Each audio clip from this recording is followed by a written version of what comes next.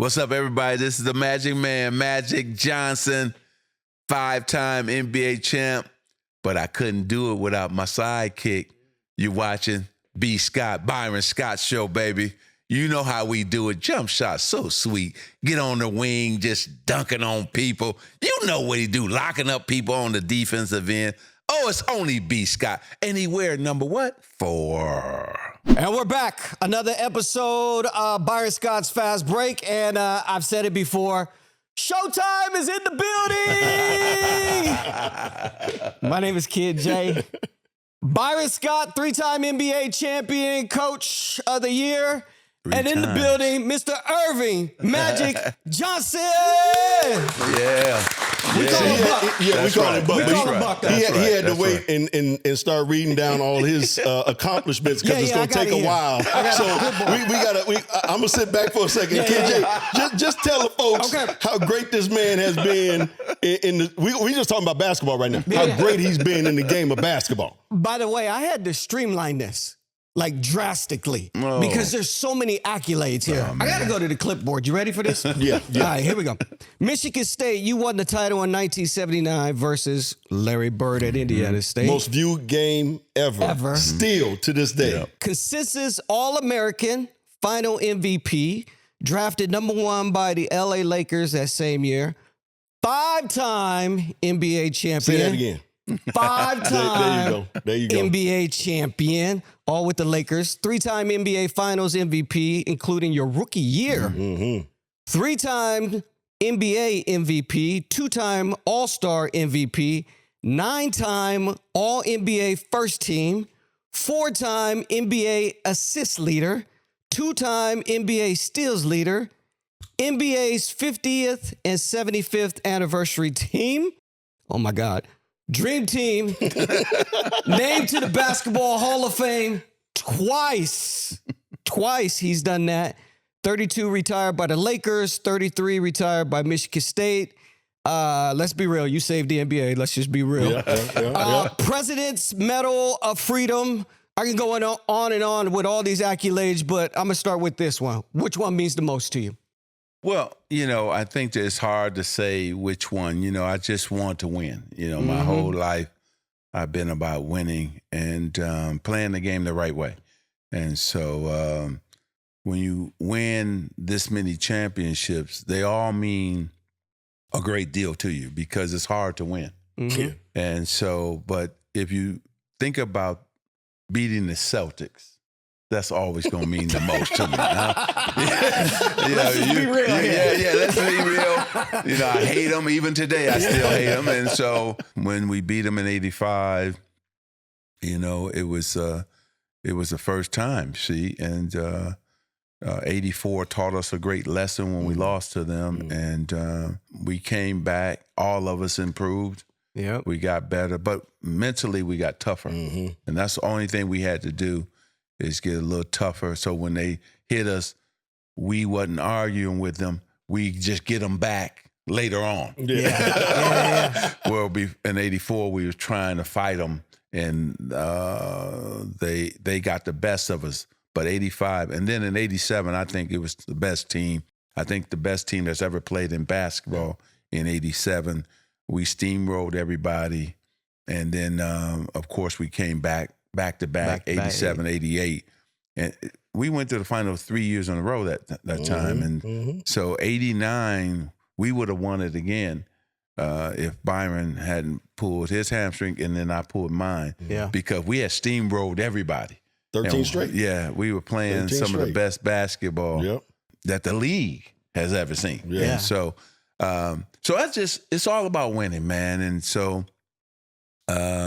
all of them mean a great deal, but Boston is the best. Anytime I can beat Larry Bird and be up on him, I'm good.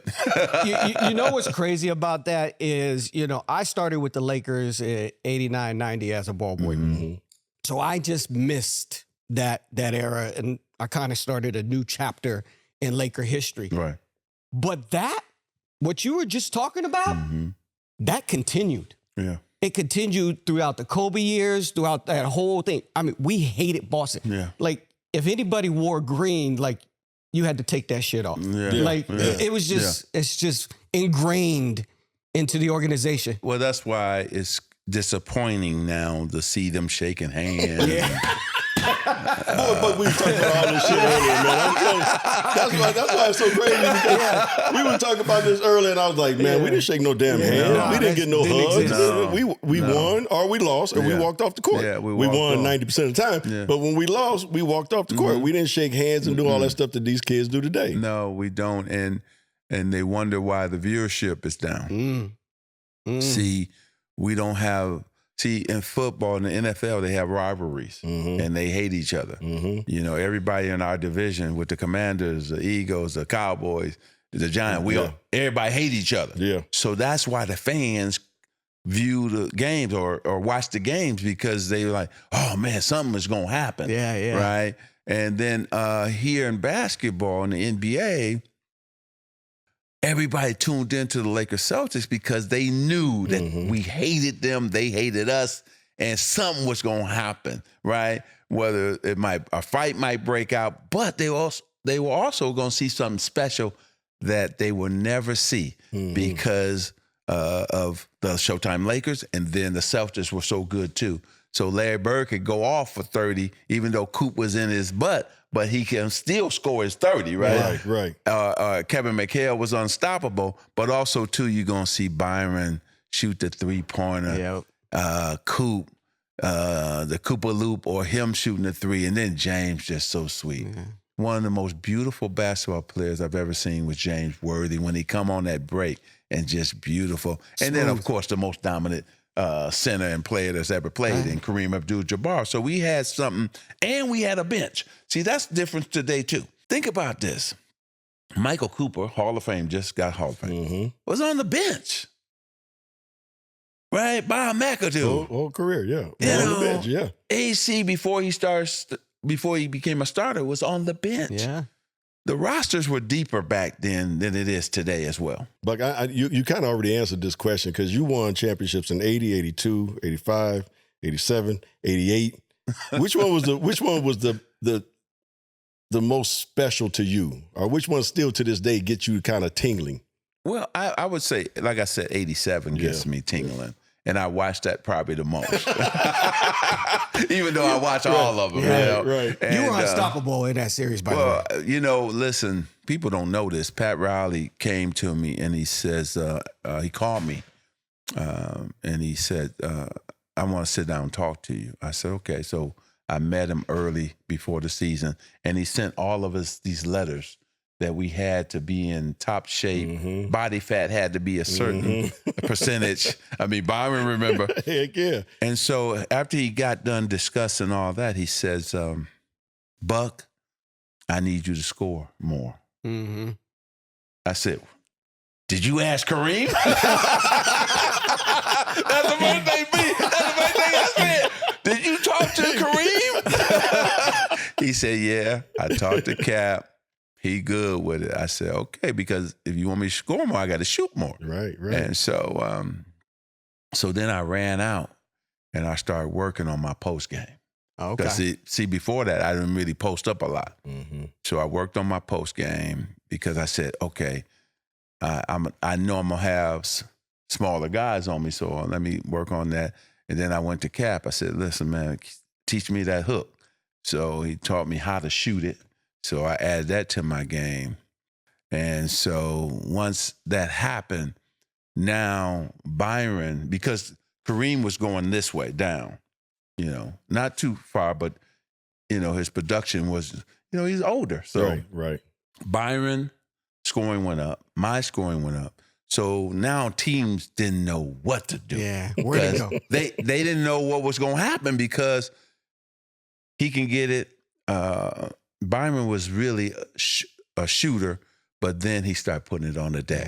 And once he started putting it on the deck and slamming it or going in with the finger roll, that opened his game up. That's why he's going to be in the Hall of Fame, too. I'm going to push for him in the Hall of Fame. Thank you. And then Michael Cooper became a dead-eye shooter, too. See, Byron helped all of us expand our game because he used to beat us every day in three-point shooting games. Yeah, but it made Coop and I better. Yeah. And so we would play these games after practice. And, I'm not ashamed to admit, he beat us all the time, but he made us better by me going up against him. And then Coop got better because he went up against him. And then Bob McAdoo made all of us better, Yeah. And so that was our best year, my breakout year in terms of showing everybody that I could score just as much as or just as good as I could pass, right? Yeah. But see, I didn't let that get in the way. A lot of dudes would have let their ego get in the way. See, I did whatever it took for us to win. Yeah. And so if it took me to shoot one time, that's what I was going to do. I didn't care. I didn't care about the points. I didn't care about none of it. I cared about winning. At the end of the game, I wanted the Lakers to be up at least 1 point on everybody, even though we blew everybody out. In 87, in 87, I was just listening to Chick before I came here, and we had just beat the New Jersey Nets at that time. Mm-hmm. And Chick says, do you know that out of 20-something games that we had played, in 18 of them, we didn't even play in the fourth quarter. Wow. Think about that. We were just blowing That's how people dominant out. we were, And we were all still getting our numbers, but we got them in 3 quarters. Yeah. So 87 was great. And then it just, we just took off, and I took off individually, but within the team structure. Yeah. Now, Buck was, he's not going to give it, he ain't going to pat himself on the back much. Yeah. Well, he mentioned all those greats except him. Yeah, but when Rouse came to him and said, we need you to be more aggressive and need you to score more, it made us a much better team because now guys had to guard him. Yeah. Because he's always going to be that guy that gets everybody the ball. The thing that I love about Buck, my first few years is my first year we lost to the Boston Celtics. Mm-hmm. And he kept telling me, he said, when we win, we all win. Remember that conversation, right. Buck? And I kept saying, yeah, we win, we all. He's like, you ain't getting me, dude. You ain't understanding. And I didn't. I was a rookie, right? Yeah. And we lost to the Celtics, right? So we come back that next year, and we won that series. And I started to realize what he was saying. When we win, we all win. Everybody eats. Yeah. Everybody's getting all these endorsements. Yep. Everybody's coming to you because you're the champ. That's right. From 1 to 12. And then the other thing that he would do, and this is who he is, he get a shirt off his back to his teammates. Mm-hmm. He wants everybody to do well, right? And I remember they came to Buck with a, I think it was Circle K or 7-Eleven commercial to do. And Buck was like, y'all ain't got enough money for me. Y'all ain't got enough money. You remember this, Buck? That's right. But once you go talk to B and Coop and Kirk and get those guys to do it. So they came to us. And we was like, yeah, we'll do it for that. we'll do it for that, right? And we did the commercial and found out that that's how he was. That's how he was as a man, as a player, always looking out for us. But when Rouse went to him to say, be more aggressive, man, it made us almost unstoppable. Yeah. I'm going to throw a hypothetical at you, Buck. If the basketball gods had something else in mind and Bird went to L.A., you went to Boston, how would that look like? Well, thank God the basketball guys didn't do that because it's different. See, you have to remember Magic, Hollywood, Lakers, Showtime. It that worked. Smile. Yeah, everything worked. Larry Bird worked in Boston. Yeah, perfect. Mm-hmm. His game, how he was as a person and a man. Because if you're asking me, would we have the same success? We would have been successful. Yeah. Right? Yeah. Because Larry Bird is about winning too, right?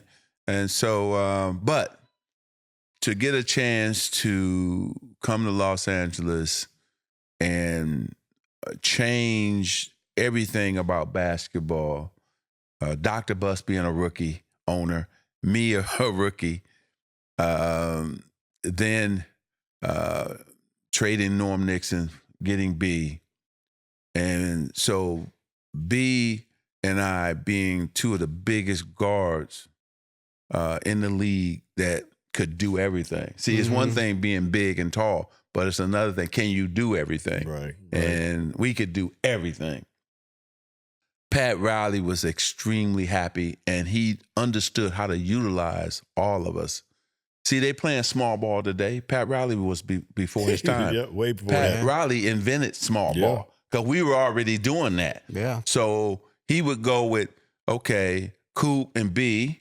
Then he would go James and I. And then we would have Kurt or AC like being a center, or I was a power forward, or I would move to center. See, we were already doing all of that. This, what they doing today, Pat Riley was doing that way back then.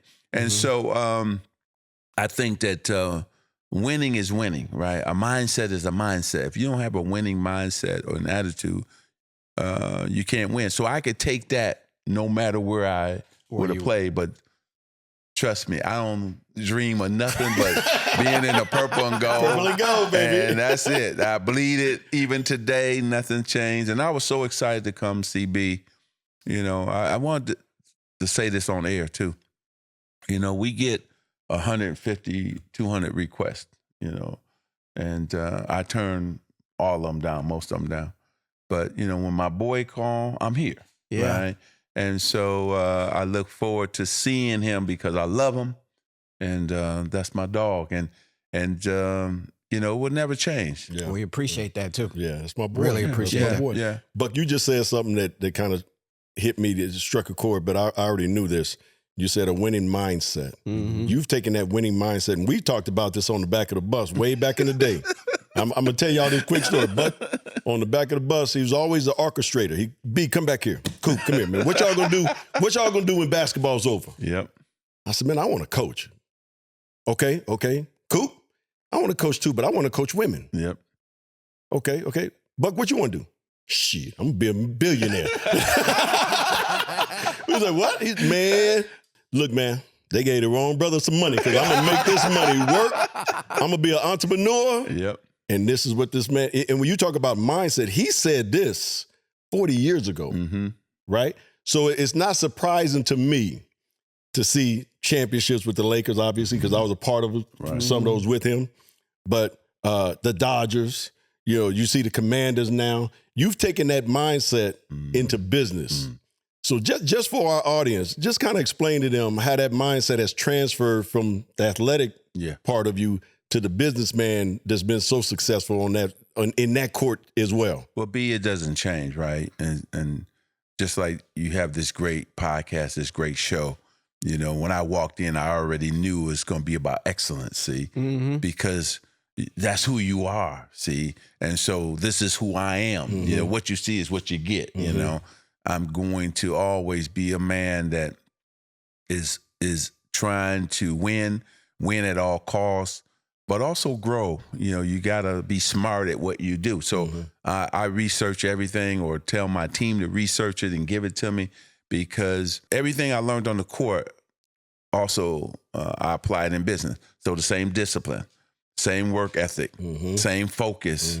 You got to have strategies, you know, and then, you know, you built this successful company, and then you got to protect your brand and grow it.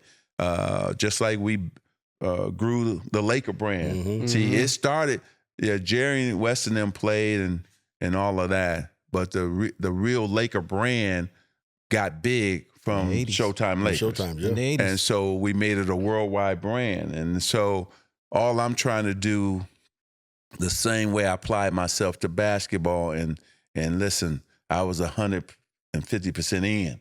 Right? Yeah. And there's no distractions, no nothing. It's the same thing I'm doing in business today. And then I tell the team, you know, I talk to all the players and all the teams that I'm a part owner of, and I tell them the same thing, you know.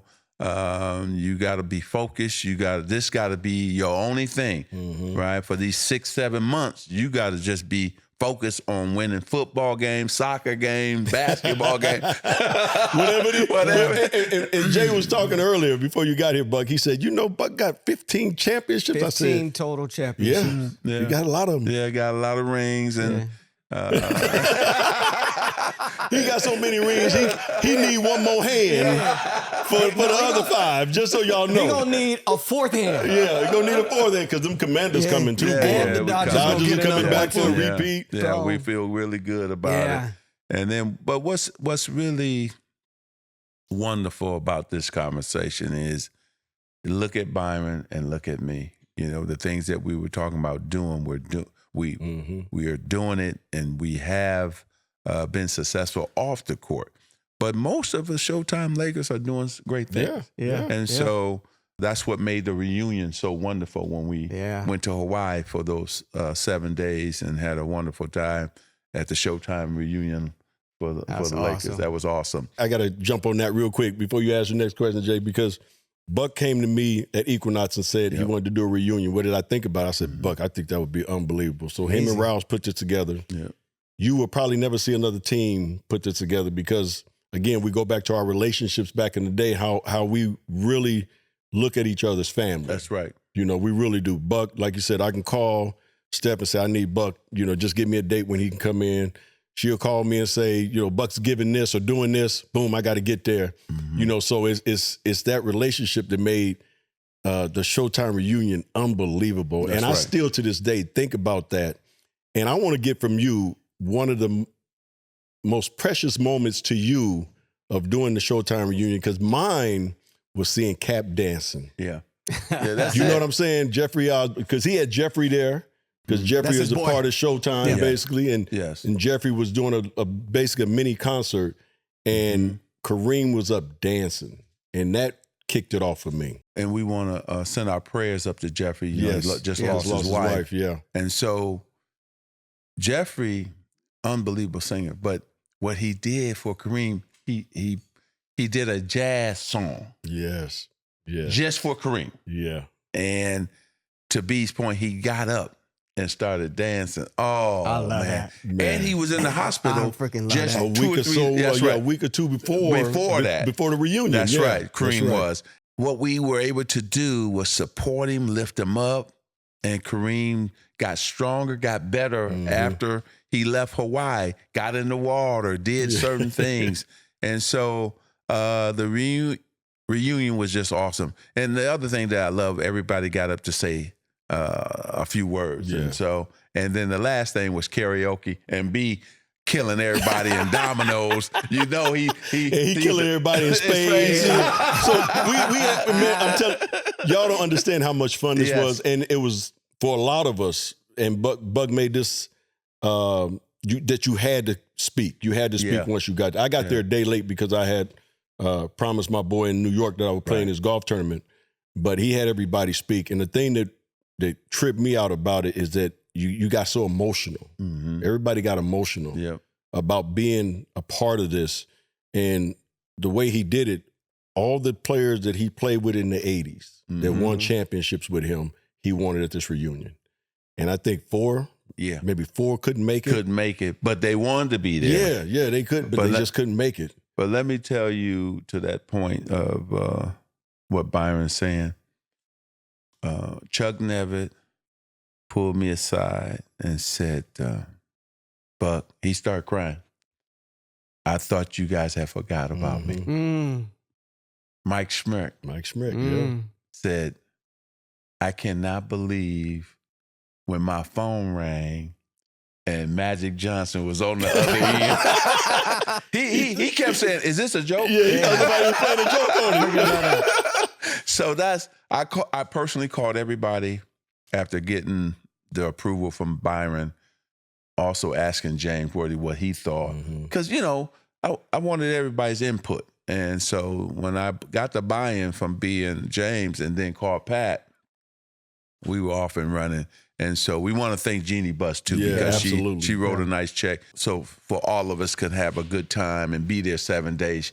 And this is the end of this. This is crazy. So Michael Jordan calls and talks to Jeannie and say, how did you guys do the Showtime reunion? What happened? She said, I didn't do nothing. That was just Magic and Pat Riley putting it together, and they did everything. And so he couldn't believe it. Isaiah and them can't believe it. Like, guys were like sitting there saying, how did they do that? And that just shows we pulled family. it off. That's family right there. There's no other team like that. There's no other team like that. No. All right, Buck, I'm going to take you back to the 80s. Every interview I've seen, everybody always talks about Bird as the biggest shit talker back in the 80s. Right. But we had Worthy on our show. We had AC on the show. And we had Coop on the show. They said it's the Three Musketeers. It was the Three Musketeers that started all of that back in the 80s. So let me tell you what has happened. No, this is fun. This is fun. There's no practice like a Laker practice. No. The trash talking. Oh, I know. But still focused. See, Pat wouldn't let us talk trash unless we were focused and still, following, the game plan in terms of what he was putting into in that practice. But I'm gonna tell you what this sums all this up. Kenny Smith, I used to be on TNT, so he pulls me aside and says, "Magic, I got to tell you 2 stories." I said, "Okay." So first, you guys went up 2-0 against us. And we're changing in the form, getting ready to go back to Houston for game 3. And the ball boy said, "Hey, I'll see you next season." Hey, that wasn't me. No, that wasn't me. That was Carlos. Carlos. So, and Kenny said, no, we still got, 2 more games at home. He said, "You guys won't be coming back." He said, it trickled all the way down to the ball boys that they knew you guys were going to win, that you guys were going to take care of business, even on the road. He said, that blew me away. And he said, the second thing that blew me away was, you guys never talk trash to us. You talk trash to each other. He said, I remember when Maxwell was on you. And so Byron and Coop said, Maxwell said he could guard him. Yeah, there you go. Right? Out loud. Out loud. So me and Coop said, Buck, did you hear what he just said? So you making sure he's getting we wound made up. sure Buck heard it. Buck said, no. But, hey, Kid J. Buck said, no. I heard him. But Buck, doing his thing, he waited till like the last quarter. Because Buck was like, And then the last quarter, he went in the post. And he started sky hooking Max's ass to death, right? Max tried to take away the sky. Buck drop step, layup. Man, we throw it in the post to him again. Me and Coop, Buck, that's what we talking about. Kill his ass. He can't guard you, Buck. Buck's like, I got him. So Max, Buck catch the next one to the post. Max said, hey, man, come help. Buck got the ball. No. You don't need no help. Ain't that what you said earlier? You don't hook him again, right? And from that point on, that's how we were, though. That's right. We never... And that was like the first time you saw Buck turn to somebody and say, oh, no, you said you don't need no help. Because we always talk shit to each other to get each other going because we held each other to a different standard than most teams do. Our objective every game was, okay, who's the top 3 guards on that team? We're going to dominate their ass. Right. Yeah. That's how we looked at it. That's how we talk trash. Yeah. It was to each other, not to actually the opponent. And so we, got each other going from that trash talking to each other. And so, game 7, Dallas at the Forum. My boy go in, Byron get smacked. They don't call it, so he mad, and he getting ready to go handle somebody, right? I call him, no, that ain't how you get him back. Bust his butt. That's how you get him back. Do you know that boy went off for 28, 29 points? But he went off for the next 4 or 5 jumpers. And at that last one, he held his hand up on him and started dancing back down. I said, that's what I'm talking about. And so, see, that's how we were. See, we were able to really lift each other up, not by trying to go at the other team, because trash talking is trash talking unless you can back it up. Yeah. And the Lakers, Showtime Lakers, were able to back up trash talking to each other. Yeah. Well, I think it went past Showtime because I have a story you may not even remember. I think it was 1990. Tony Smith, you remember him? Yeah. So I went to a practice one day, and I think he was a rookie. Yeah. He was a rookie. Magic is just destroying him in practice, like hooking him up and under in the whole 9 yards. Poor kid damn near was crying. And then I'm sitting there saying to myself, God, Magic is just destroying people in practice. The game has changed today. Yeah, they don't practice. It's two things that hurt. It's hurting the league and hurting players, and they don't even know it. They shorten training camp.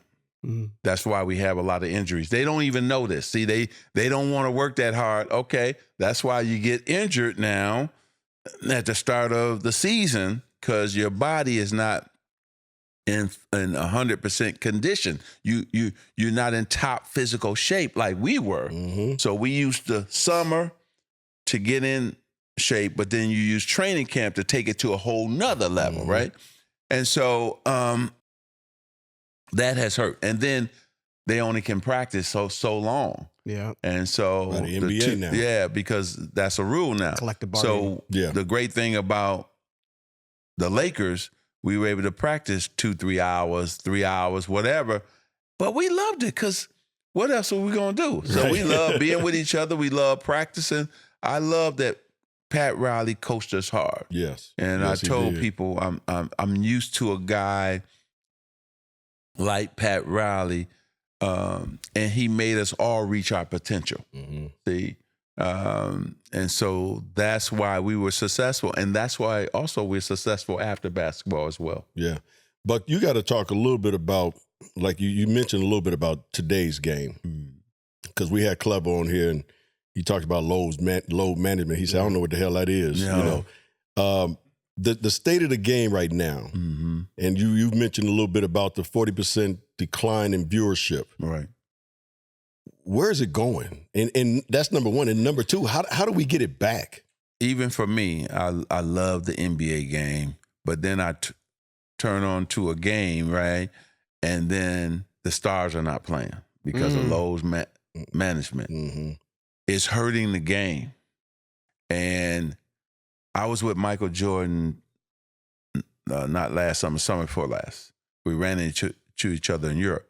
And he says, Irvin, I don't know why these guys, because if you look at his record, he almost played every game like 5 or 6 times throughout his career. He didn't miss one game. Yeah. He played in every game. We wanted to play in every game. Yeah. Pat Riley or our trainer, Gary Beatty, had to make sure that they said, no. B, don't put on your uniform. Don't come sitting on that bench because you want to play because you want to play for your guys and with your guys. Mm-hmm. He made me wear a T-shirt. He wouldn't let him put his uniform on when he couldn't play in the game because he know he would tear the damn jerseys off and go in the game if he could. So he was like, no. You can put the sweats on, but you gonna have a shirt. Yep.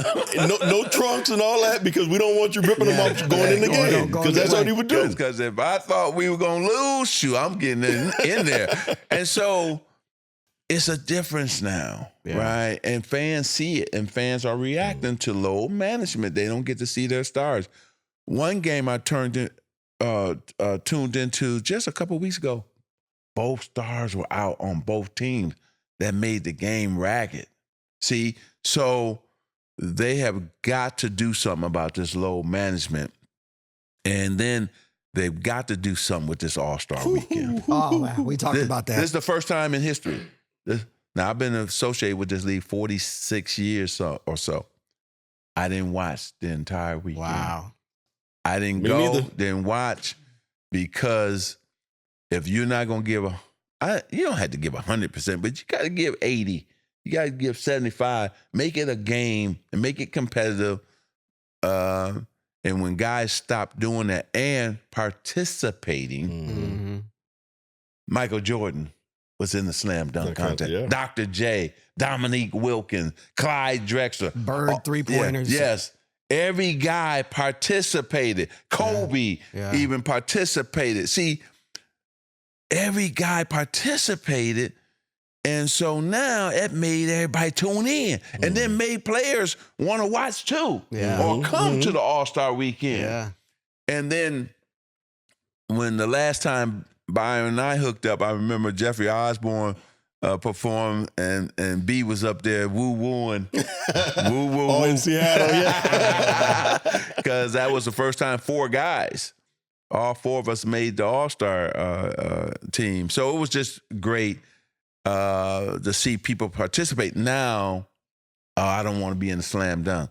I don't want to be at the All-Star weekend. Guys talking about they don't want to be the face of the league. It's crazy now. And we've never seen that ever before in the history of the NBA. All right, well, you're talking about the purple and gold, and we all bleed purple and gold here, if I'm not mistaken. What do we have, 13 rings collectively up here? Mm-hmm. Yeah. So we're a story franchise. Right. How you feel about the current state of the Lakers, especially adding Luka to the team? Yeah, I thought it was good in terms of you have somebody later, right, as a star after LeBron retires. Offensively, is a good team, right? It's a team you have to say, okay, man, we got 2 guys we got to try to control and stop. But both of those 2 guys are great passers, so they make the other players better. Where they're going to have to improve is on that defensive end. And what happens in the playoffs, see, they attack. See, in the regular season, we're going to be okay. In the playoff is where it's going to be different because now I got to beat you 4 out of 7, right?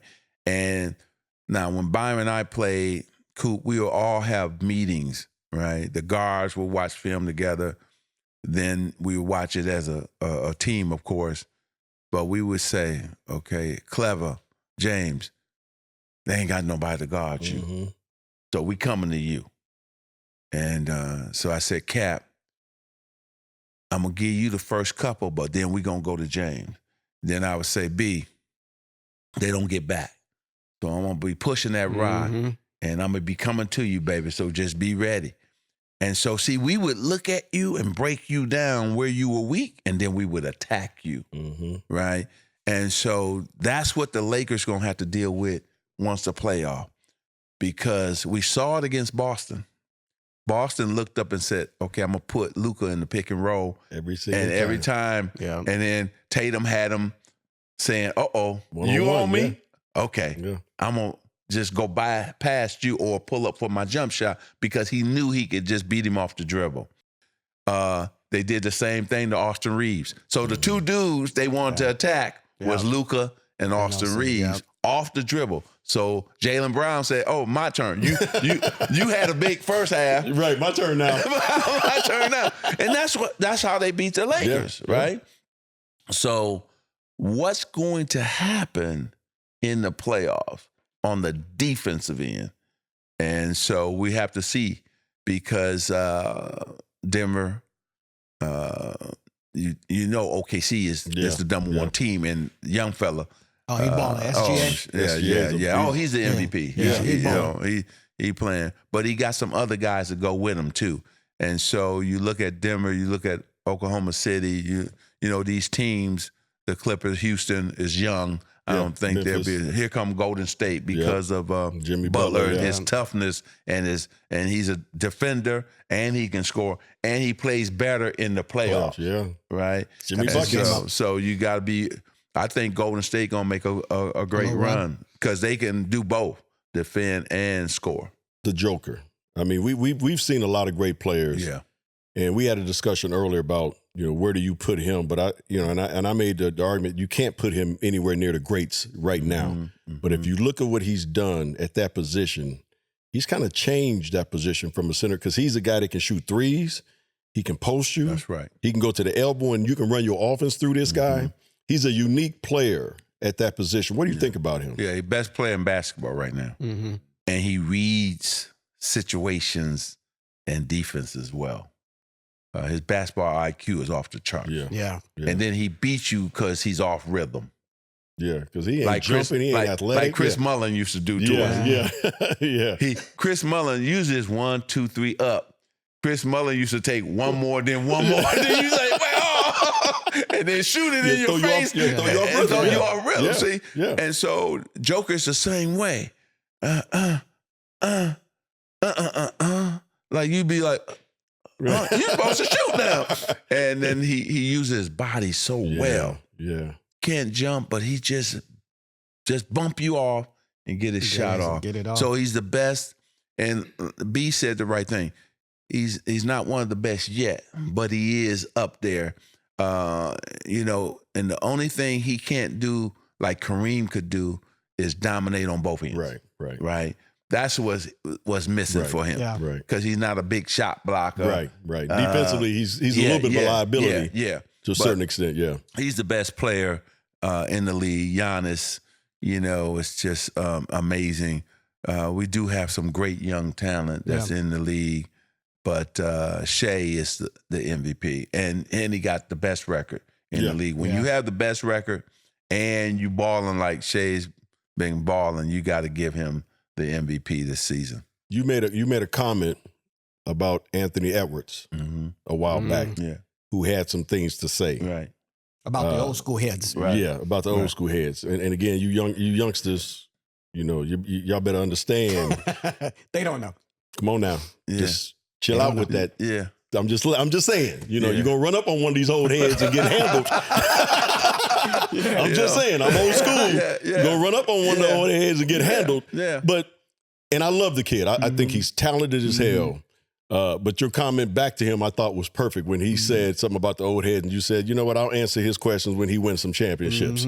Right. He's the most exciting player to watch in the NBA. If you look at Anthony and you look at Ja, they're probably the two, and then of course Kyrie. Those are the three like can put on a show. You know, you be like, woo.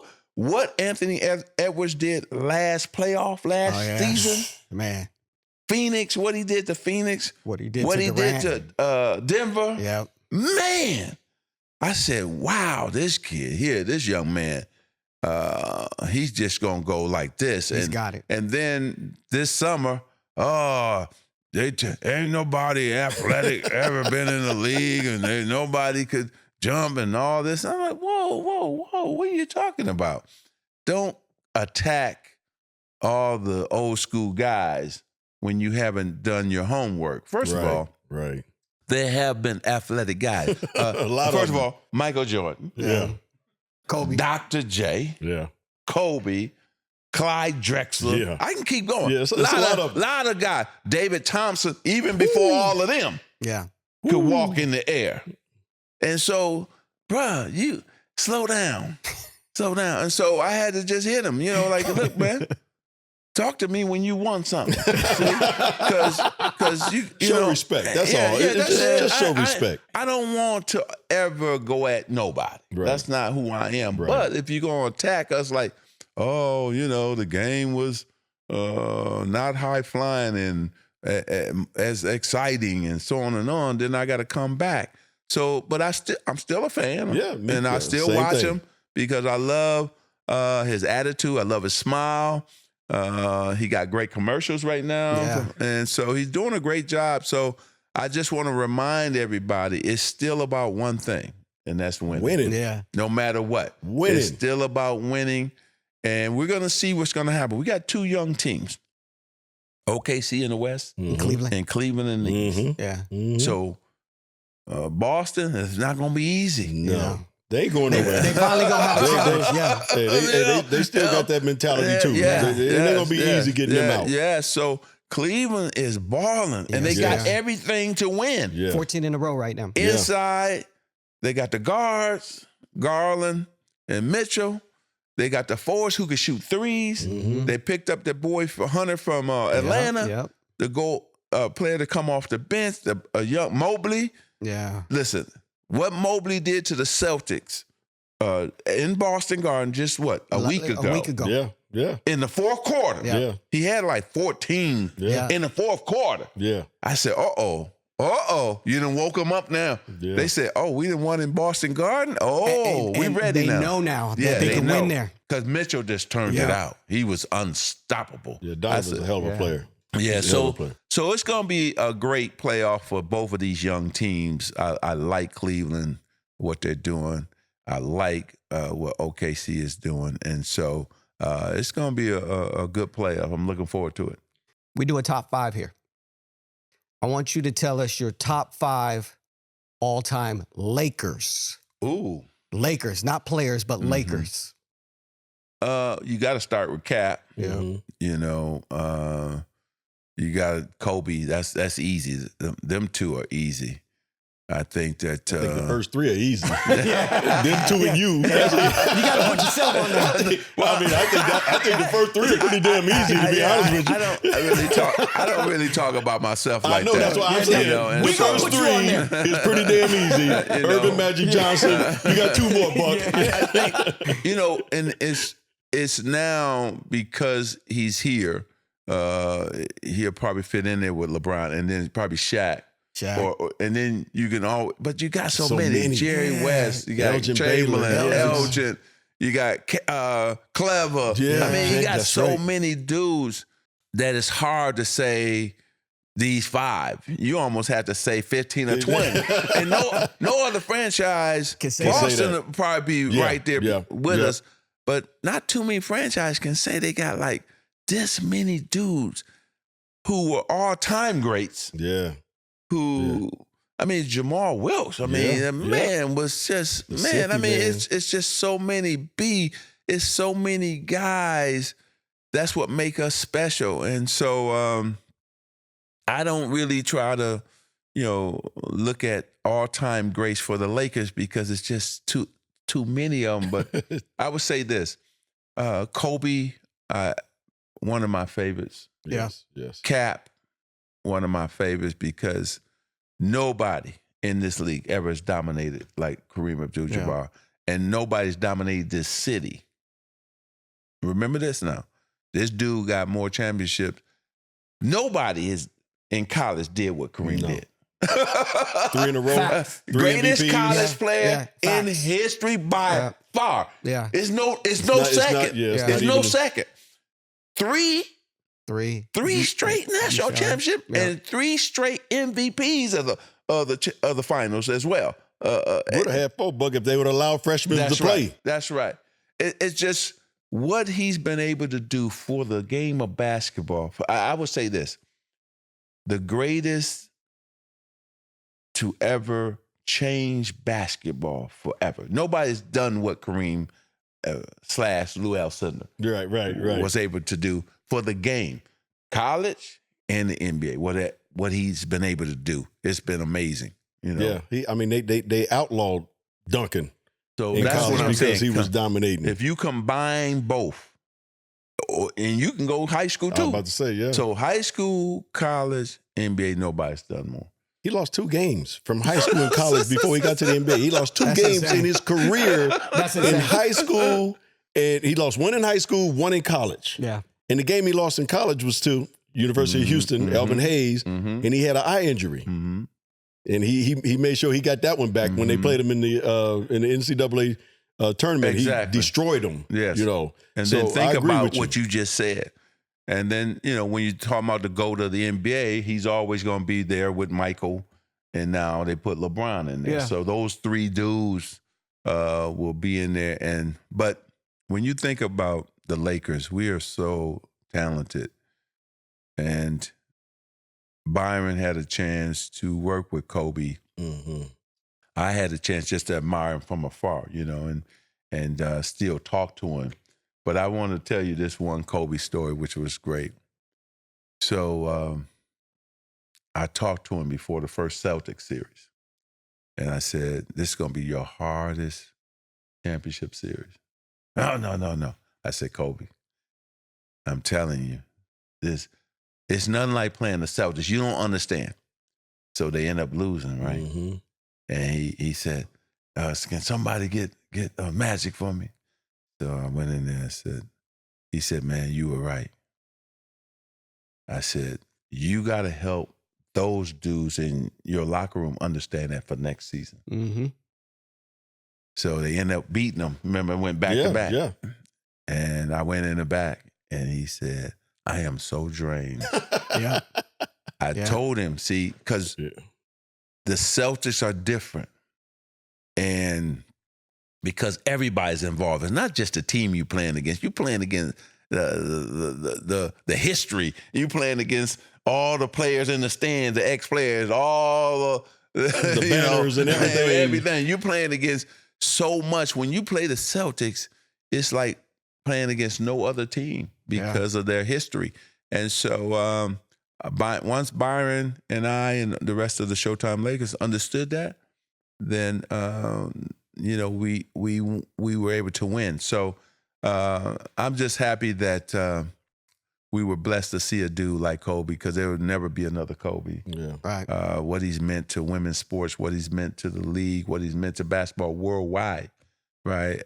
And both of us pride ourselves in being great fathers, and he was an unbelievable father, and so I just we miss him. Yeah, a lot. Big time. I got one last thing for him, and then I'll let you get to your question. Okay, Then we got to get him up out of here.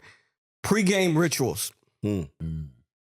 What was your pregame rituals? And I'm going to tell you something that I had to do for this man that I never done ever again in my whole career as a ball boy for the Lakers. Well, I would get there before everybody and be quiet, and then when everybody came in and reporters could rush in, I would go in Gary Vides into a little training room that we had and just sit in the back and just sit back there, because I didn't want to be bothered, because I was so focused, And then I would always have to use the restroom at the same time. And number one or number two? I'm just asking, but I don't know. Number two. I'm just asking. People want to know. I mean, being nervous, you already know that. And then, really just get ready to go to war. It was nothing like, let me say this. It was nothing like going to war with my guys. Man. Let me just see. I got to set this up for people. So we would get to town. See, I don't care about home. Home is home. So we would get to town, and they say, "Oh man, sold out." So I would read the paper. Sold out tonight. The Lakers in town. Oh man, and I would read all the comments from the players of the other team. So I would go and use that against. So I remember Patrick Ewing was doing his thing, right, in New York. And so they would say, "Oh, man, is Patrick going to take it to Kareem tonight?" So I would go to, "Cap, he trying to take over your city. I thought you from New York." Stay in the pot. Stay in the pot. Patrick, you ain't got New York on lock. And he look at me. Oh, boy. Feel sorry for you, Patrick. Then we get to Houston. Oh, they said Akeem getting ready to take over the league. They got the Twin Towers. What you gonna do, Cap?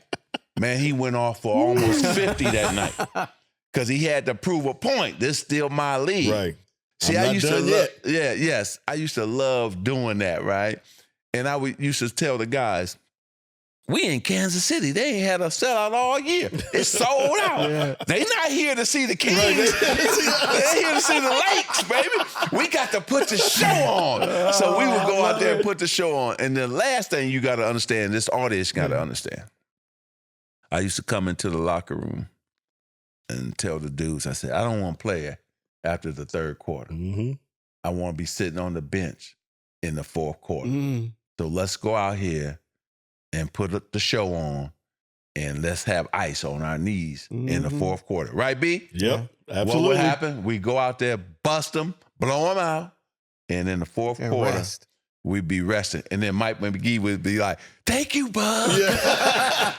Bud. Get his time to play. Get his time. Bud. Oh, man. You know I'm going to get double fingers in the fourth quarter. So let me tell you what I did for this man. Every single game, he gave me a brand new pair of shoes, and he said, I want you to take these outside. Yep. I want you to scuff these up. That's right. Scuff these up. My ass went out there at the forum on the wall. I'm sitting there scrubbing the shit out of these shoes. Just scrubbing.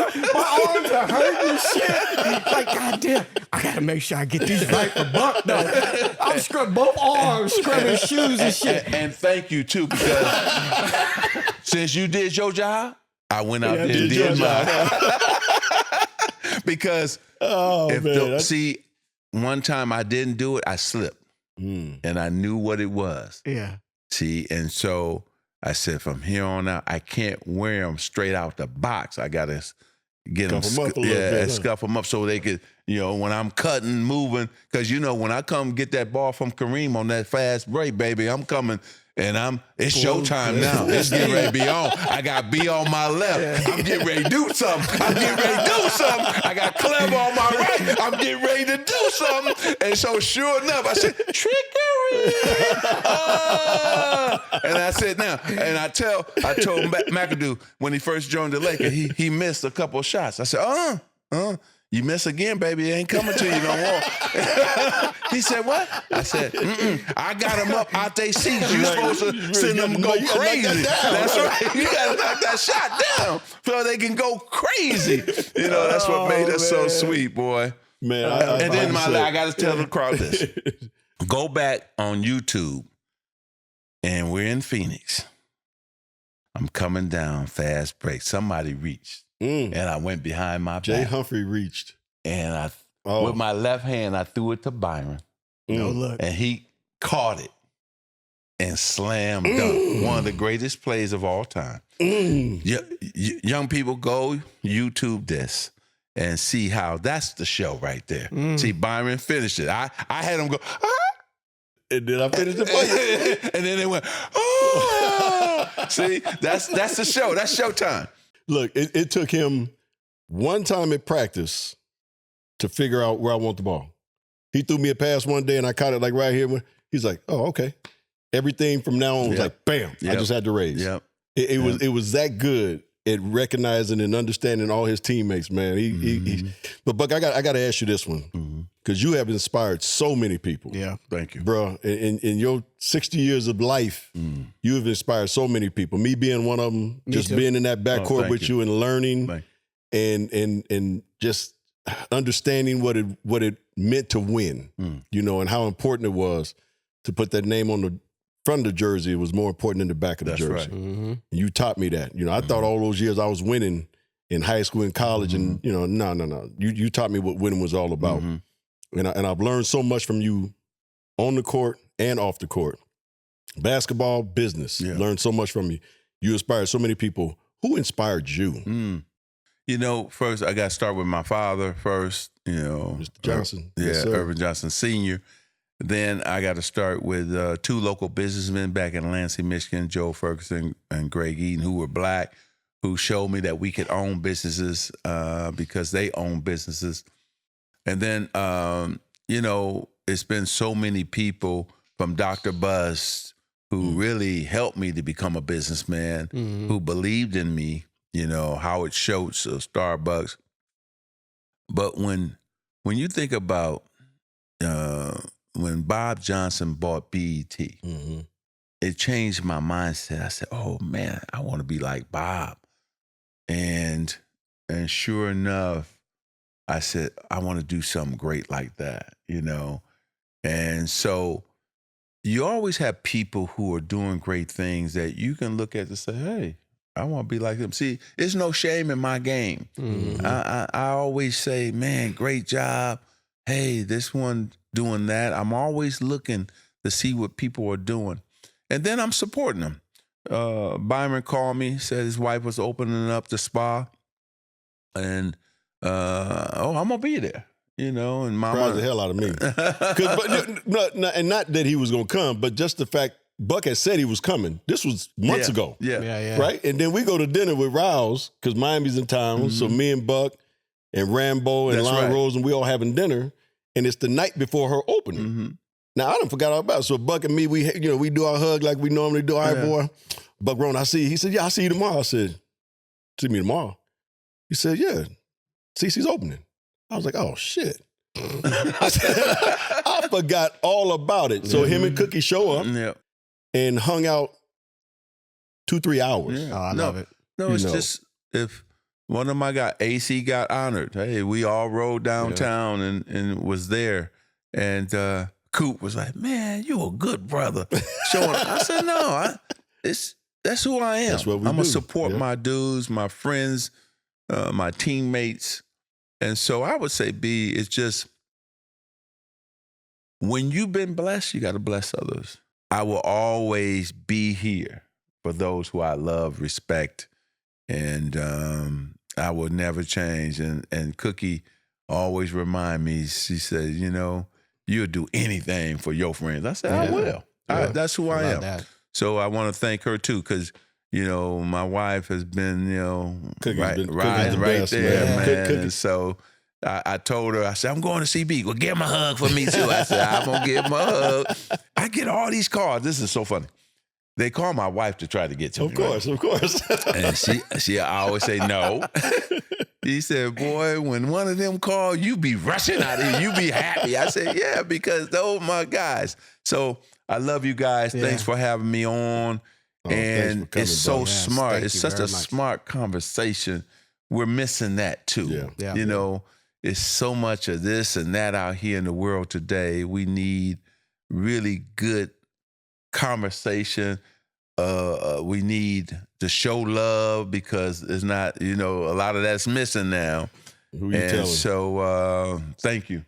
God bless you guys. Yeah. And then thanks for my boom box too. I see the boom box. Bump box. Yes, and bump box. We had it jamming Johnny Gill, because Johnny was a guest last week. We had Johnny Gill on here jamming before you came in. It was popping. My boy. He said that's his signature, but not his best song. That's his signature, but that's not his best song, he said. But Rub You the My Right Mama is a that's still a joint to me. I don't care what you say. What he say. I don't care what he say. Johnny, we don't care what you say. Right? Put on that red dress. That's right. And put on those high heels. Don't let me get started. And then you got to put on some of that sweet perfume. We're going to leave it at that. We're going to leave it at that. I tell you what. I just want to say this to Irvin Magic Johnson, my boy. We call him Buck. Yep. He's been mentoring people for a long time in athletics and in business. A lot of times I see you mentoring guys, they don't even know they're getting mentored. Yeah. You giving them tidbits of stuff that they don't even know, and it'll hit them later that, oh man, you know what? Magic told me that. Yeah, they don't even know. It's just general conversation. Right. You know, I watched the Commanders beat, who they beat in the first round? We beat Tampa first. Tampa. And when you Detroit. beat Tampa, and all the guys were coming off, and you was hollering at all of them and everything. I said, man, they don't even know they're getting mentored right now. They have no idea. They just know we won the game, you know, and that's Magic Johnson, one of our owners. You know, they don't even know right now. It's going to hit them later that, man, that's why he wins. Yep. That's why he wins at everything he does. Gold. That's why he wins. Well, Jay, thank you. You can close it out now. We'll have Buck here for 2 or 3 hours, and Steph will be over there looking at me with cross-eyed. So we go. They're already looking at us. He'll be like, all right now, all right. We'll end it with this. What's next? Yes. You know, a lot of times what happens is that you don't really know what's next.